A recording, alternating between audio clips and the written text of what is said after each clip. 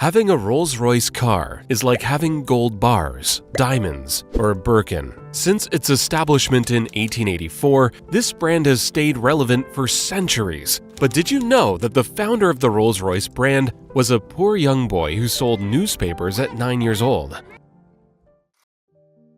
Part 1. Frederick Henry Royce. Frederick Henry Royce was born on the 27th of March, 1863. His parents, James and Mary Royce, raised him and his 4 older siblings near Peterborough. To survive, his father ran a flour mill that was under the Church of England's ecclesial commissioners. The commissioners ran small businesses to distribute the revenues they made from the church. After much effort to keep the business running, the flour mill business failed, and the Royce family moved to London. They had to survive with whatever funds came by, not knowing the tragedy that would hit them. In 1872, when Frederick Royce was only 9 years old, his father, the breadwinner of the family, suddenly died. The family now had no money to get their daily necessities, so it got really difficult to survive. Even though he was the youngest child, Frederick Royce had to sell newspapers and deliver telegrams whenever he wasn't in school to help his mother provide for his siblings. Years later, his aunt found out about their family's living conditions and gave him some financial help. He used the funds to get an apprenticeship with the Great Northern Railway Company in 1878, but the money only lasted for a small 3 years. Once again, he was broke and back to where he was years before. Frederick did not give up. He sought employment and worked for a tool-making company in Leeds, but even that wasn't enough for him. He quit working for the tool company and returned to London to join the Electric Light and Power Company. In 1882, he was posted to their office in Liverpool. During his time there, he worked on street and theater lighting. 2 years later, his friend Ernest Claremont proposed a business partnership of making domestic electrical in Manchester, but Frederick only had £20 saved up. Ernest Claremont contributed £50, and with the combined £70, they started a company called F.H. Royce. By 1894, the business had grown immensely. Their company started producing dynamos and electric cranes, and they were registered as a limited liability company. Frederick Royce intended to spend the rest of his life working as an engineer, since it was something he was very good at. However, after the Second Boer War, his company's trade dropped. The market for dynamos and electric cranes, which was a major source of revenue in his company, became even more competitive with products coming from Germany and the United States of America. Frederick Royce had to find new ways for his company to survive. In 1894, Royce re-registered F.H. Royce as Royce Limited to prepare for what was to come. He explored many options that could keep his engineering career alive and save the company, but he could find nothing until he purchased second-hand 2-cylinder French de Queville. This car fascinated Frederick, so much so that he spent the next few years figuring out how it worked inside out. In his explorations, he found several errors and decided to design and build something better. Frederick spent so much time on making a better engine that he neglected himself and even fell ill in 1902.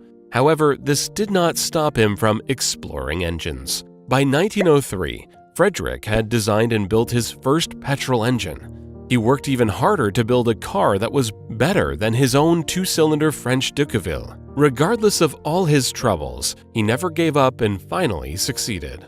He hit his first breakthrough with the petrol engine. In 1904, Frederick drove the first Rolls-Royce 10-horsepower car into town. Changing his company name and learning how to make a better car wasn't the only thing that led to the birth of Rolls-Royce. As the name suggests, there was someone else who needed to succeed just as much. Part 2. Charles Stewart Rolls. Unlike Frederick, Charles Rolls was royalty from birth, so he never had money problems. Charles Rolls was born in London on the 27th of August, 1877, as the third son of his parents, John Rolls, the first Baron of Llangollen, and Georgina Rolls, the Lady Llangollen. Although he was born in London, he kept strong ties to his ancestral home in Wales. His father prioritized the education of his children and sought extra lessons for them. For this reason, Charles was sent to Mortimer Vicarage Preparatory School in Berkshire to prepare for college. He later continued his education at Eton College in Berkshire, where he studied until 1894. At Eton College, Charles developed a strange interest in engines, which was odd among his rich peers. He explored engines during his free time and often had his sleeves covered in grease. His peers did not miss the chance to make fun of him for it. He was nicknamed Dirty Rolls or Pet Rolls, but his fascination with engines never stopped. In 1894, he was enrolled in a private cram school, which helped him get admitted to study mechanical and applied sciences at Trinity College, Cambridge, a year later. In 1896, Charles Rolls' fascination with engines led him to Paris, where he bought his first car, a Peugeot Fantion, and he was just 18 years old when he purchased it. This Peugeot is even believed to be the very first car in Cambridge at that time, and is the third car in Wales ever. After buying his first car, Charles joined the Automobile Club of France, and that pushed him one step closer to meeting Frederick Royce. Charles and the other car owners were restricted by the Third Locomotive Act set in 1878, so he could not use his car as he pleased. For this reason, he joined the Self-Propelled Traffic Association and their campaigns against the Locomotive Act. This law placed restrictions and regulated the use of mechanically operated vehicles on British highways. Charles Royce's activism led him to become one of the founding members of the Automobile Club of Great Britain. And not long after, he took an interest in cycling as well. Funny enough, he spent the rest of his time at Cambridge doing bicycle races, and even won one in 1896. The following year, Charles Rolls became the captain of the Cambridge University Bicycle Club, but college life must eventually come to an end. In 1898, Charles graduated from Cambridge University and immediately started work on a steam yacht called Santa Maria. Following his first job, Charles started working more in the engineering field, but he soon realized that he was better at making new things and selling them than just being an engineer. After graduating from university, he was still racing, but this time with his car. In 1903, he broke a speed record in Dublin, but it was not acknowledged because of his timing equipment. He needed funding for his race and even reached out to his father for financial help. John Rolls gave his son £6,600 to start any business of his choice. With this capital, he reached out to his friend, Claude Johnson, and together they founded a company that imports and sells Peugeot motors from France and Minerva called CS Rolls & Company. Part 3. The Friendship That Changed the Game. So far, the lives of Frederick Royce and Charles Rolls appear to be two sides of a coin. They both live in the same country, but experienced very different parts of it. Frederick had to struggle for everything, whilst Charles had the freedom of possibilities thanks to his father's wealth. The birth of Rolls-Royce came when these two joined their experiences together. But how did the two meet? By 1904, both Frederick and Charles were already in the car business. Frederick was in the business of making them, and Charles was in the business of buying and selling them. Even though they were in the same industry, they didn't know they needed each other until Henry Edmund bragged about his new Royce 10 horsepower to Charles Rolls. Henry was a shareholder in Royce Limited, and he was a friend of Charles, who was in the business of selling cars. While Frederick worked on designing, building, and improving cars, business was going well for Charles, but he had one problem. He could only sell imported cars, and he complained to his friend Henry about his problem around the time he bragged about his Royce 10 horsepower. Henry decided to set up a meeting between Frederick and Charles, not knowing this meeting would change the automobile industry forever. On the 4th of May, 1904, the first meeting between Frederick and Charles happened in Manchester. The minute Charles saw Frederick's twin-cylinder 10 horsepower, he was certain he had found a solution to his problem. Charles drove the car himself and enjoyed the experience. After the drive, he immediately agreed to sell as many cars as Frederick could make, and of course, they both happily agreed to the partnership. However, Like every other product, giving a name is not all it takes for your products to be loved by many. Part 4. The RollsRoyce Brand. The partnership between Charles Rolls and Frederick Royce brought forth the name Rolls-Royce, but creating a brand that would last for ages was a tedious job for just Frederick and Charles. Charles set up a factory for Frederick in Derby. While Frederick was tasked with designing and making the cars, Charles's job was to sell the cars, and this proved to be very difficult in the beginning stage. Charles had to deal with a big problem. He miscalculated when he sorted a local branch of cars to sell, as he realized that no one would buy cars from a brand that wasn't famous, and all the famous brands at the time were foreign. They needed to build value on the brand and make sure everyone in Great Britain knew of the existence of Rolls-Royce. Luckily, there was one perfect man for the job. Charles Rolls brought in his business partner and friend, Claude Johnson, to act in the position of managing director for Rolls-Royce.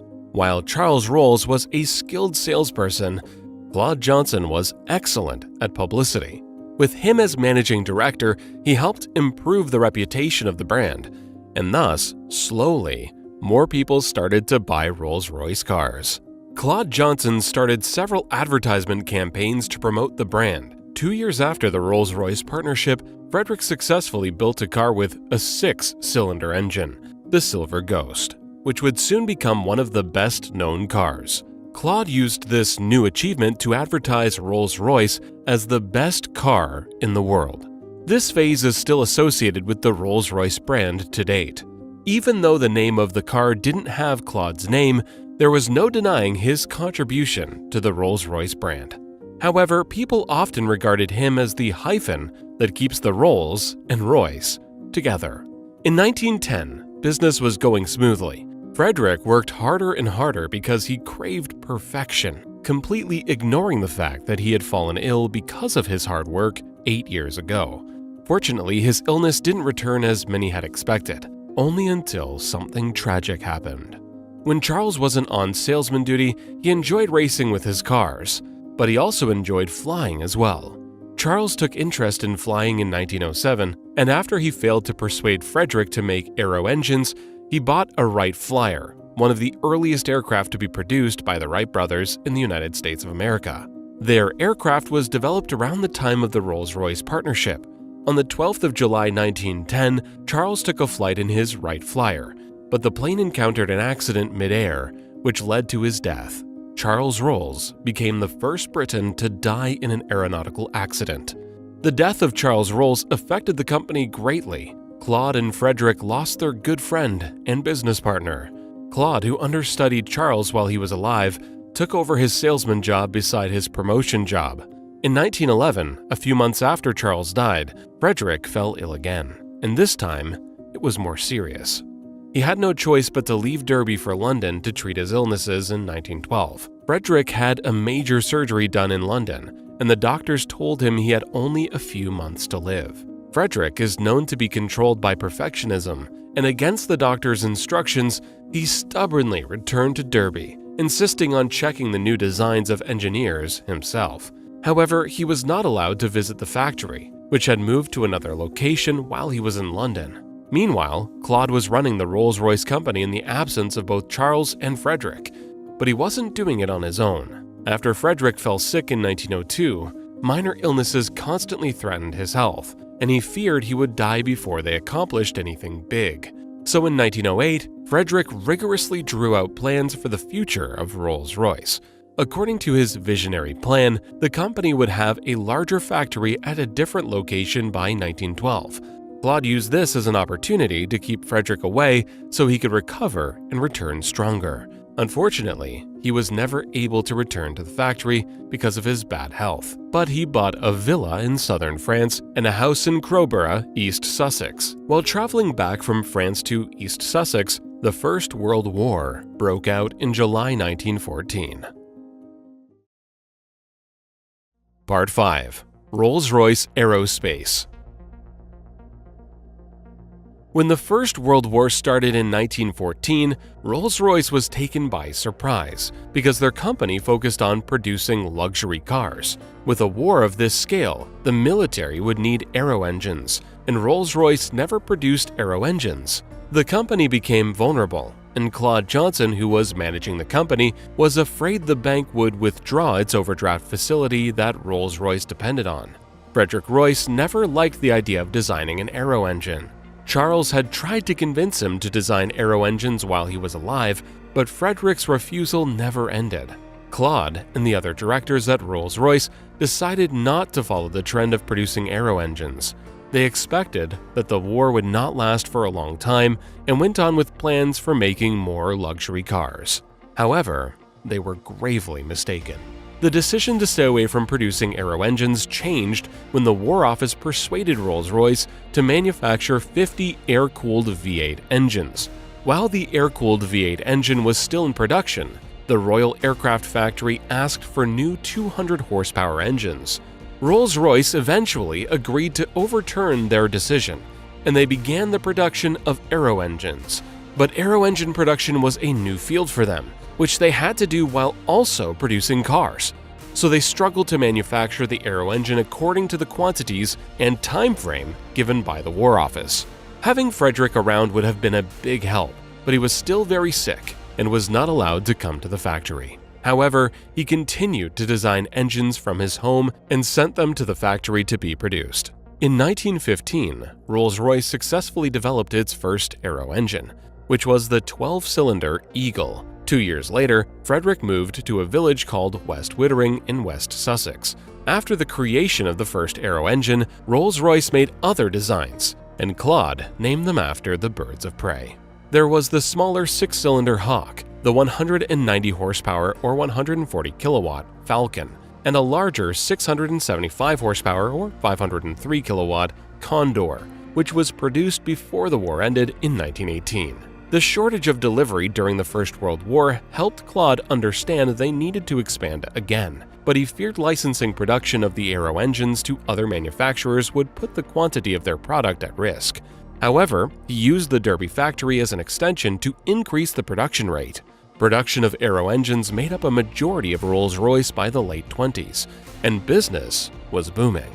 However, another sudden death happened in the company, and it wasn't Frederick Royce, who was predicted to pass on years ago. On the 26th of April 1926, Claude Johnson died. Rolls-Royce remained in the care of other company executives after Claude's death. They continued production of the aero engines, but the 6-cylinder car, nicknamed the Silver Ghost, was still in production at the time Claude died. Frederick Royce stopped pushing to return to the factory. In October 1928, he picked a few of his top engineers and worked on a new engine called the R engine. They worked on the beach by his home in West Wittering, but they were able to create a formidable engine.